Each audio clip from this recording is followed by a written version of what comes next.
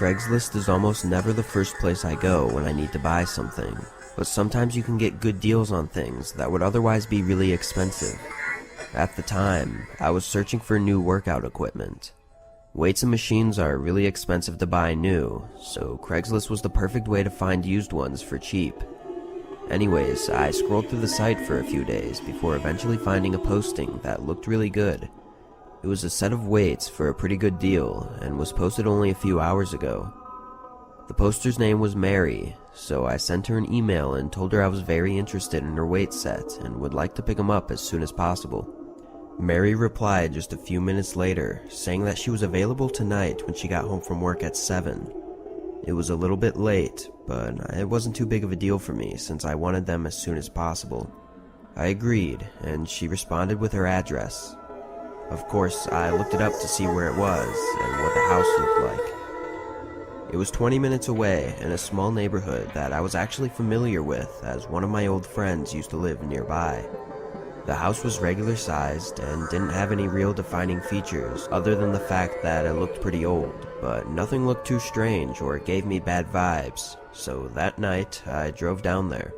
The place was at the end of the road in a cul-de-sac, so I parked on the side of the house by their mailbox and made my way up to the front door, which was already opened. I didn't want to just walk into the house, so I knocked on the open door a few times to get their attention. A moment later, a man comes down from the hall. Hi, I was supposed to meet with Mary to look at some workout stuff she had posted on Craigslist. The man's face lit up, and he said to come on in. He told me that Mary would be down in a few minutes as she was changing out of her work clothes. This definitely made me cautious, but he sounded genuine and believable, so I followed him into his living room where there was a set of weights on the ground. However, aside from the weights, there was nothing else in the room, no furniture or decorations at all. I think the man saw me looking around, as he quickly said that they were in the process of moving out and that's why they were trying to sell the weights. Still skeptical, I looked at them for a second, but immediately noticed that a few plates were missing. I asked him if this was everything, as I thought I saw more in the pictures. He smiled again, telling me that Mary might know where the other ones are, but then he just stood there looking at me. I got really uncomfortable, asking if he could go check on Mary to let her know I was here. He waited for a moment, and then he agreed and walked up the stairs. I was obviously beginning to worry that Mary might not even be a real person at this point, so I listened intently to make sure he was talking to someone. After a few seconds of silence, I went over to the bottom of the stairs and looked up towards the top. The man was standing there at the top, just staring at the wall, probably waiting up there to make it seem like he actually went to ask someone. I fell into a panic, knowing now that this was all a lie and I was likely in the middle of something horrible. I started to quickly walk towards the front door, trying not to alert the man, but as soon as I turned around, I heard heavy footsteps rushing down the stairs. He called out for me to wait as I ran straight out the front door and into my car. Strangely, as I drove away, the guy ran out the front door and around the side of the house. I pulled over after driving out of the neighborhood and called the police to let them know what happened, in hopes that they could figure out what was going on. I didn't really know what the man's plan was, but I was confident enough that he was up to something. The officers later came by my house and I gave them more information. They told me that the house I met him at had nobody living there for over a year, which made chills run through my body. Of course, though, I couldn't really give them much helpful information other than a description of what the man looked like. And other than that, all they had to go off of was the weights that he'd put in the empty house that may have fingerprints on them. It worries me that he might still be out there trying to lure people into abandoned homes. But I'm also glad that I was able to make it out of there before he did whatever it was that he planned on doing.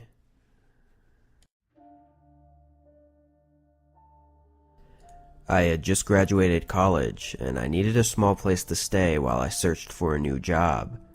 I worked part-time at a small grocery store, but now that I graduated, it was time to start looking for a better job. Anyways, apartments were way too expensive to rent on my own, so I was mainly looking for places with spare rooms for rent. I knew it would be awkward for a while living in someone else's house, but I didn't have much of a choice, to be honest.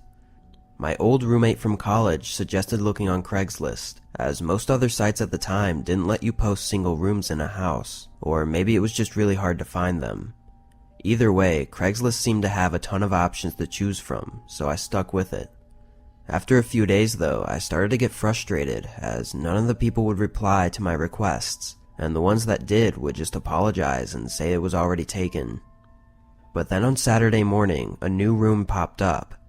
It was nearby, cheap, and looked pretty nice. In the description, a man named Tom was advertising it as a large house with a spare bedroom for rent that also had a separate bathroom and closet. This sounded perfect to me, so I emailed him about my interest and then went to work. I knew the listing had just been posted that morning, so I felt confident that I was the first one to contact him. On my lunch break, I checked my emails and Tom had replied, asking me to come and view it that afternoon. I knew I'd be tired after work, but I also really wanted this place, so I agreed and we set a time. After work, I drove straight there, which was only about 10 minutes. From the outside, the house looked really nice. It honestly just looked like a regular medium-sized neighborhood home. I parked on the side of the road and walked up to the door, then lightly knocked. After 30 seconds, I knocked again, a little bit harder this time. A minute later, I pulled my phone out to text Tom, but just before I sent it, he opened the door and invited me in. I immediately noticed he was sweating a lot, as if he had just finished a long workout, and he smelled awful. I didn't want to be rude or anything, so I just ignored it. He began walking me around the ground level floor, showing me the kitchen and the living room. He mentioned that he didn't use these rooms often, so I wouldn't have to worry about getting in his way. From the look of the rooms, though, it seemed as though he used them too often. Old dishes were piled up in the sink, and the couch had stains all over it. I really didn't like how dirty the whole place was, and it was strange that in the pictures it looked like the house was really clean. One thing I remembered specifically was that the living room had a brown leather couch in the picture, but the couch that was actually there was black. I figured Tom had probably used the pictures of the house from years ago before it sold. I was a bit annoyed at the dishonesty of it, but all that really mattered was my room, which was upstairs. Tom led the way to the stairs, then stopped when he reached the bottom of the steps and held his hand out in a gesturing manner as if he wanted me to head up first. I got a weird and uncomfortable feeling as I started up the stairs, as Tom didn't follow me. He stayed at the bottom and smiled, saying that my room would be the first one on the left. I continued to the top and took a couple steps into the hallway before a soft thud came from behind the door to what was said to be my room. I looked back down the stairs at Tom, whose smile was now completely gone. Does someone else live here?" He replied in an annoyed tone, telling me that it was just one of his friends staying the night and not to worry about it, then urged me to check out the room for myself as he was sure that I'd like it. I was definitely pretty nervous at this point, scared even. Why wouldn't he have told me that someone else was here? It seemed like something that I should know. Everything started adding up, and all I wanted was to get out of there right away. I tried to act confident and began walking down the stairs as I explained that the place wasn't going to work out for me. He didn't seem to like that answer, and he moved his body to block most of the bottom of the stairs. I stood a couple steps away and firmly told him that I needed to leave. He asked me again to check out the bedroom to at least see if I liked it, and again I said I was not interested. He looked at me for a moment, then to my surprise he smiled and said okay, stepping aside. I quickly walked past him and straight out the front door. I don't know what was going on in that house, but something didn't feel right about any of it. I even felt lucky to have been able to leave so easily. In the moment, I thought I was going to have to force my way out. I checked Craigslist a couple hours later, and the posting had been removed. I still wonder who and what was in that room upstairs. For all I know, it could have just been an empty room, but something tells me that it was something much worse. I lived with a friend of mine, who I'll refer to as Nick, in a small house for a few years during college. He was my roommate for the first year, and then we decided to move out of the dorms and share the rent on a house since we both had decent enough jobs. This was both of our first times renting a place, so we didn't really know how to budget properly. After a few months, everything was okay, but it was almost a year in when we realized that this place was eating up both of our bank accounts. So the obvious solutions were to either move out or find another roommate. Neither of us wanted to leave, so we started the search for a roommate.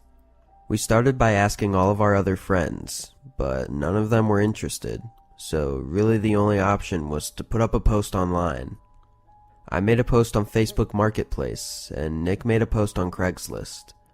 Again, neither of us have ever done this, and it felt kinda weird, but we knew we didn't have much of a choice. A few weeks went by, with just a couple of responses, but none of them seriously considering moving in, before Nick shows me an email he got from someone named Sam, replying to his Craigslist post. The guy seemed legit, and the following day he came over to view the house. I should mention, he was a couple years older than us, and had just graduated, but he seemed pretty nice, and looked clean and everything, so we were glad to have him. He agreed to the split of rent, and moved in the next week. In the few months following, Sam would hang out with us a lot, and we actually got to know him pretty well. But then all of a sudden, he became very closed off for some reason. Nick and I would barely ever see the guy, and when we did, he wouldn't even talk.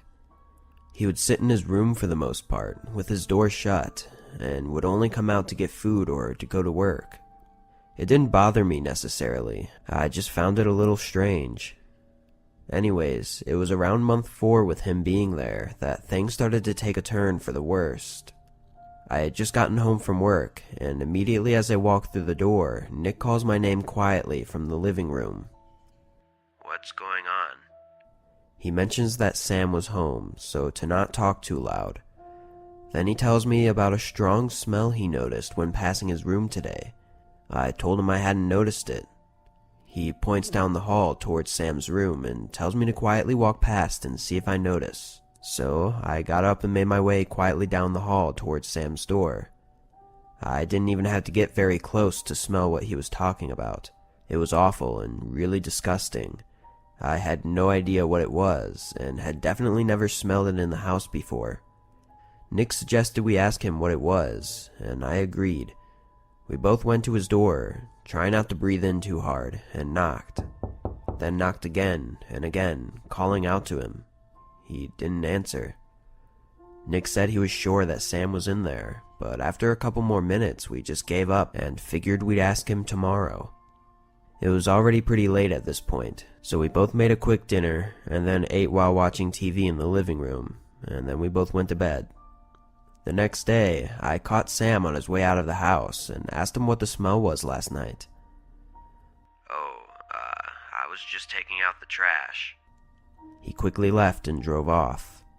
That answer didn't really make any sense to me, but I didn't want to press him too hard. I told Nick later that day, and he agreed that it was weird, but didn't know what else to do, so we left it at that. Another couple weeks go by. Again, Sam barely talked to us, but the smell had gone away by now. I got home from work late one night, and Nick and Sam were both in their rooms, already asleep probably, so I pretty much went straight up to my room and fell asleep as well. But sometime in the middle of the night, I woke up hearing some movement below my room, which was where Sam's room was located downstairs. I listened for a couple minutes, trying to figure out what he was doing, but eventually I fell back asleep. The next morning, Sam ran out of the house to go to work as usual. However, he didn't return home that night. Another couple days would go by, and he still hadn't come home. I called him multiple times, and his phone instantly went to voicemail. We were actually starting to get worried, and decided to check his room to see if there were any clues as to what was going on. His room was pretty messy, and actually kind of looked like a lot of his stuff had been packed up and taken out. I also found a pair of glasses in his drawer with some other random belongings, which was weird because Sam didn't wear glasses. He left some clothes and all of his furniture behind though, which made us believe that he didn't just move out suddenly. Nick ended up calling the police to notify them about Sam possibly being missing, and an officer arrived that night to investigate and ask us questions. We told him everything we knew and let him look at his room. Nick also gave him a picture that we had taken together back when Sam first moved in. After that, we didn't get an update until a week later. A different detective called us and informed us that the identity of the man in the photo with us was not Sam. They said a family member recognized them as their missing son who had been gone for almost a year. After that, the case got a lot more complicated, and we didn't have much helpful information because the guy pretty much lied about everything he told us. So after a little bit, we lost contact and stopped getting updates. As far as we were told, the man was just some regular guy that was living with his parents, who suddenly went missing for no known reason. He never came back to our house though, and I'm not sure if he was ever found. It's definitely the most interesting and creepy experience I've had though. Just knowing that I was living in the same house as someone who made up a completely fake identity and was legally missing gives me chills every time I think about it. It's pretty hard not to assume that this man was trying to hide from the police because of something he had done, or was still doing.